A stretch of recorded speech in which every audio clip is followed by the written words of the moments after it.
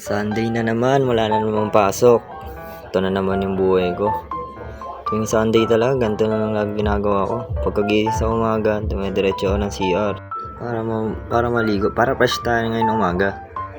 Pagkatapos nyan, naglilinis ako, walis-walis lang. Pakitang tao lang. Joke lang.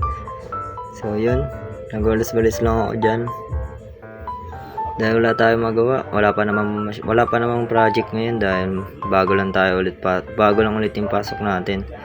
So siguro next week marami na ulit akong gagawin nito. Yun nga, tuloy-tuloy lang ako dito nagwawalis. So wala tayong magawa. Ganito lagi ginagawa ko tuwing umaga, guys. Lagi lang talaga ako nagwawalis-walis.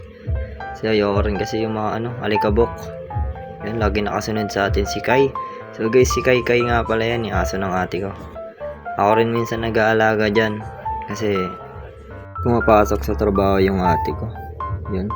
Yan, nilalaro ko siya yan kaso inarangan niya yung camera ko. Kaya yatang nagutom siya kaya kumain siya sa harap ng camera ko. So yun na nga, kakatapos ko ng gawin lahat ng mga gawain bahay. Ito na naman, tanghali na naman, matutulog na naman ako. And kasama ko pa rin to, si Kai.